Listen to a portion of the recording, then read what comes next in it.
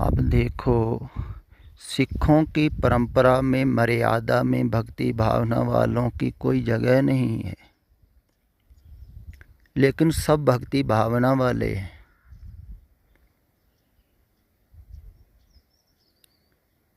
मैं ज़्यादा अच्छी तरह से जानता हूँ, क्योंकि मैं बिल्कुल कट्टर सिख परिवार में पैदा हुआ, इसलिए सिखों की मैं बात ज़्यादा करता हूँ, ज़्यादा वाकिफ़ भी हूँ। पता है मुझे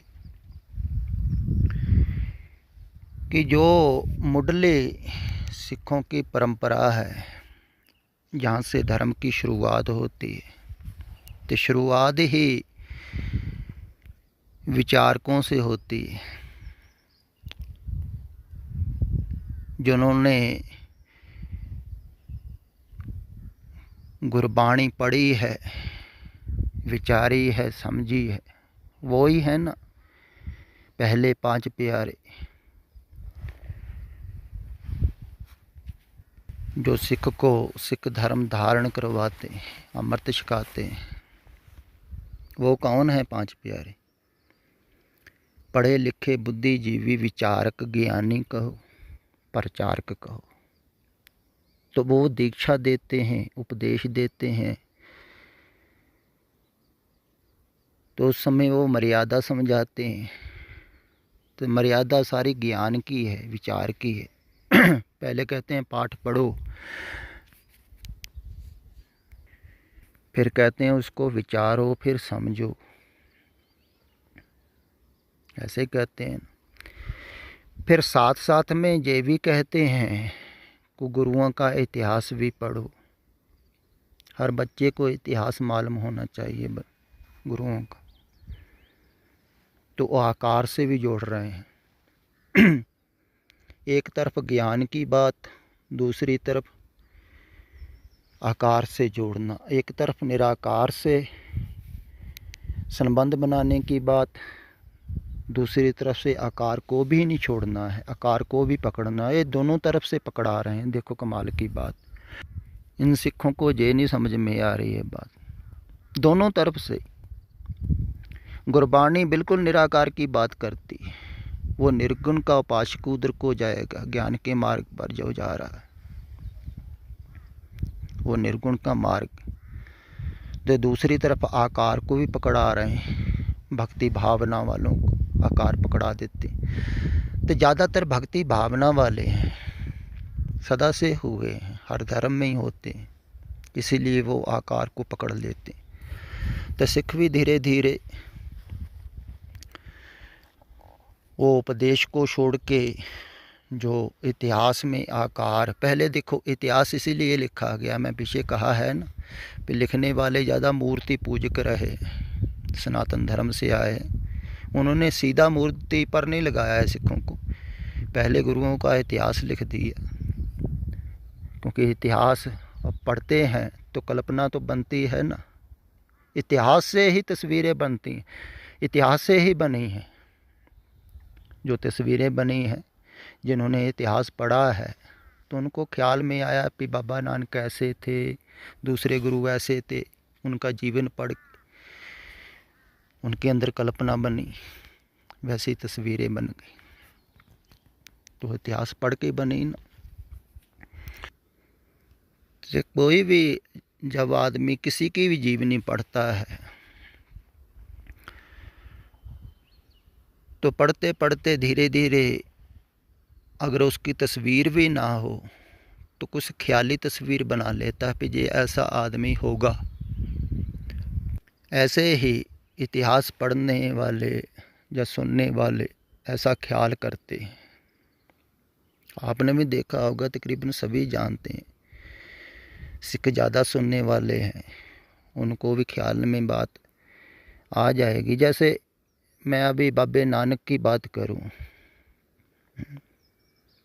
तो जिसने भी तस्वीर बाबे नानक की देखी है उसके ख्याल में वैसा ही बाबा नानक आएगा जैसा उसने तस्वीर में देखा है, कल्पना की है। या अपने ढंग से भी कोई कल्पना कर लेता है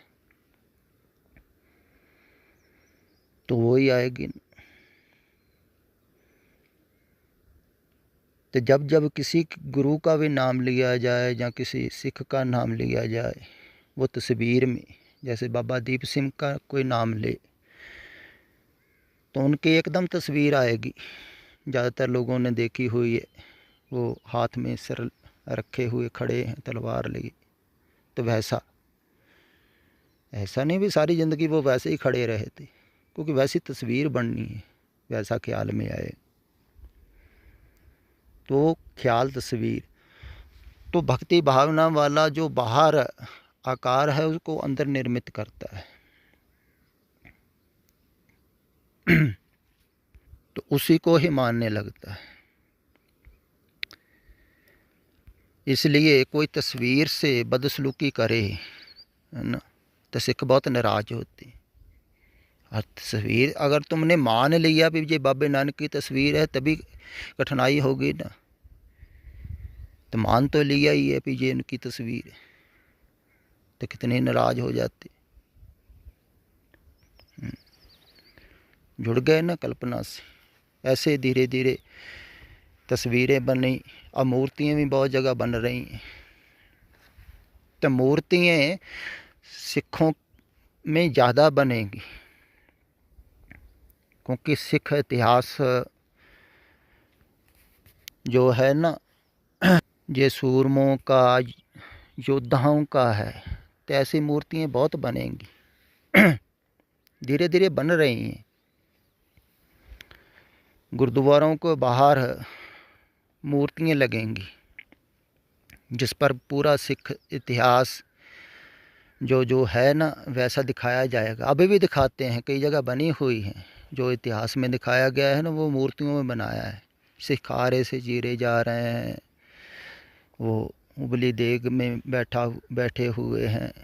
जो भी जैसे जैसे सिखों के साथ हुआ है वो मूर्तियों में दिखा रहे हैं, मूर्तियाँ बन रही। तो पहले तो अजायब घर बने थे, बाहर तस्वीरों में इंगित किया गया था सब इतिहास। अब धीरे धीरे वही एक ही बात है, वो 3D बन जाएगी, तस्वीर मूर्ति बन गई। ऐसे धीरे धीरे मूर्तियों की पूजा शुरू हो जाएगी। जिसको जो मूर्ति भा जाएगी बाहर से देखने से, वो उसी के साथ जुड़ता रहेगा। तो इतिहास जो है ना, वो आकार से जोड़ता है। किसी की जीवनी आप लिखोगे पढ़ोगे तो उसके शरीर से जुड़ोगे, क्योंकि शरीर की है जीवनी। तो उपदेश है जो, वो शरीर का नहीं है। अगर सीधा कोई उपदेश को पढ़ेगा तो उसके शरीर से नहीं जुड़ेगा, आकार से नहीं जुड़ेगा। लेकिन भाव भक्ति वाले उपदेश से नहीं जुड़ते हैं, वो आकार से जुड़ते हैं।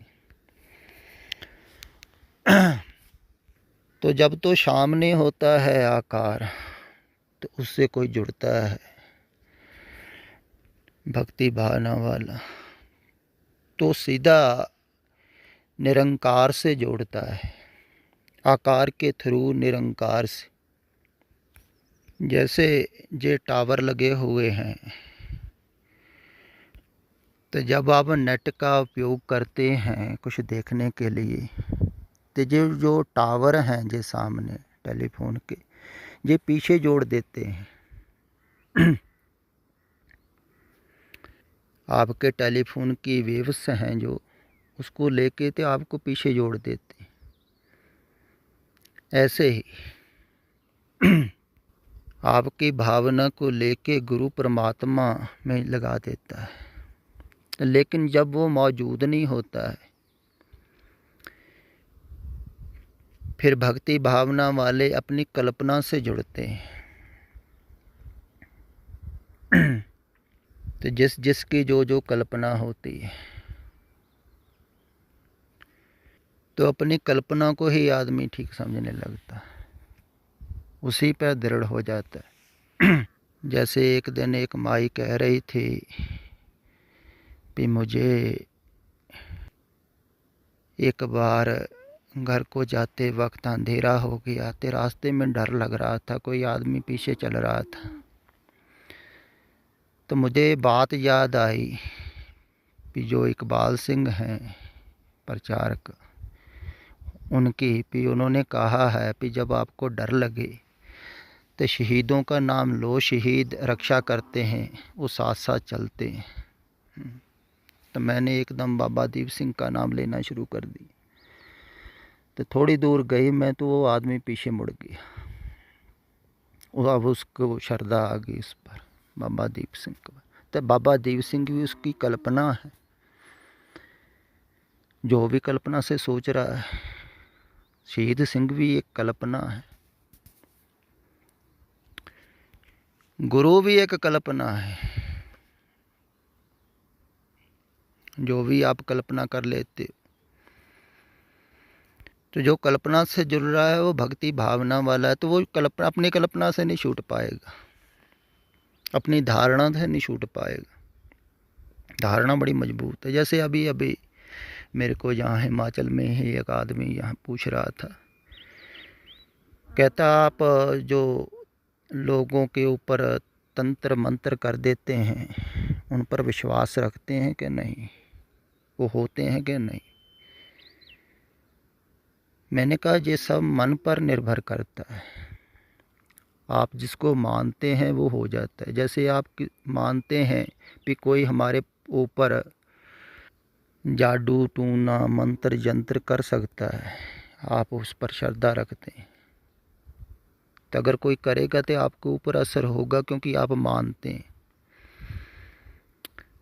जो नहीं मानता उसको कुछ भी नहीं होगा, चाहे कुछ भी किया हो उसके घर के सामने, अगर वो मानता ही नहीं, उसके ख्याल में ही नहीं है कि ये कुछ होता है, तो उसको कुछ नहीं होगा।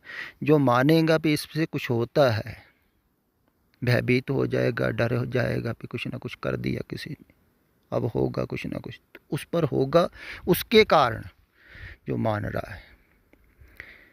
सब मानने पर निर्भर है। जो कुछ मान रहा है आदमी वो हो रहा है, मन पर निर्भर है। आप मान रहे हैं संसार है इसलिए है, आपकी मनौत पर निर्भर है, ये भी ध्यान रखें। पर ये मानना जो छोड़ना है ये बहुत कठिन है। आपने मान लिया संसार को सत्य, आपकी धारणा सत्य की है, तो लाख गुरु कहें, पीर पैगंबर कहें, रोज़ कहते रहें संसार झूठ है, लेकिन आपकी धारणा सत्य की है, वो सत्य ही दिखाई देता रहेगा, आपकी धारणा टूटेगी नहीं। जब ये धारणा नहीं टूट रही तो और कैसे टूटेगी। तो धर्म में एक धारणा है। सिख जो है, सिख धर्म की धारणा को मान रहा है, इसलिए वो सिख है। हिंदू धारणा को मान रहा है। जो भी किसी भी धर्म को, जहाँ अब तो बहुत सारी परंपराएं भी हैं साधु महात्मा की, जिस जिसको मान रहा है उसी की धारणा मजबूत हो जाती है, आदमी के ऊपर छा जाती है, उसी को मानता है, वो धारणा को नहीं छोड़ता। धारणा छूटेगी फिर ध्यान घटेगा। जैसे पंतजलि ने कहा है ना, पहले धारणा फिर ध्यान फिर समाधि आएगी। तो लोग धारणा को नहीं छोड़ते। सिख भी अपनी धारणा को थोड़ी छोड़ता है, चाहे बहुत समय से कई सिख सुन भी रहे हैं, लेकिन वो अपनी धारणा को वैसे ही लिए हैं, वैसे ही पाठ पूजा करते हैं, वैसे ही विचारते रहते हैं कई। और विचारने से कोई हल नहीं होगा। अगर उत्तर दे भी दिया जाए तो उससे कोई हल नहीं हो जाता है। मन और प्रश्न उठाएगा, और उपदेश बहुत हैं, विचारेगा और उठाएगा और हल होंगे, और विचारेगा और उठाएगा और हल होंगे। ऐसे आदमी विचारता जाता है, मन प्रश्न उठाता जाता है, ऐसे ही ज़िंदगी निकल जाती है आदमी की, विचारों पर ही चलते चलते। तो कुछ लोग तो अपनी धारणा पर लग जाते हैं, कुछ विचारों पर लग जाते हैं, अपनी बुद्धि पर। जो उनको समझ में आता है उसी को सच मानते हैं। कुछ जो है वो अपनी धारणा को सच मानते हैं, कोई कहते हैं जो हमने जाना है, जिसको माना है, तो मानना बहुत ढंग से होता है, कईयों की कोई मन की इच्छा पूरी हो जाती है, कईयों की बीमारी हट जाती है, कईयों को कुछ चमत्कार दिखाई देने लगता है तो उनकी धारणा बन जाती है। जैसे हिंदू कोई डरता है तो हनुमान चालीसा पढ़ने लगता है, तो वो कहता है हनुमान ने हमारी रक्षा की। तो वैसे ही वो शहीद सिंहों को याद कर रहे हैं, या कोई गुरु को करता है, कोई किसी को करता है, उसकी धारणा और मजबूत हो जाती है कि मेरी रक्षा कर रहे हैं मेरे अंग संग। परमात्मा तुम्हारे अंग संग नहीं है जो कण कण में समाया हुआ। देखो कमाल की, वो हनुमान हुए वो तुम्हारे अंग संग, हजारों साल पहले कोई शहीद हुआ है वो तुम्हारे अंग संग। परमात्मा को अंग संग नहीं मान रहा है आदमी। धारणा वाला परमात्मा को मानता ही नहीं, वो अपनी धारणा को मान रहा है, धारणा के साथ जुड़ रहा है। तो वो कहता वो मेरे अंग संग हैं जो पीछे हो चुके, जो अब मौजूद है चारों तरफ, पूरा का पूरा ही परिपूर्ण जिसे कहा है, इतना पूर्ण है कि क्रंचिक मात्र भी उसमें जगह नहीं है, उसी को परिपूर्ण कहते हैं। तो वो मौजूद है, वो तुम्हारे पास नहीं। कोई और जो हुआ है वो तुम्हारे पास है पहले। धारणा है तुम्हारे पास, तुम अपनी धारणा कल्पना से जुड़ रहे हो।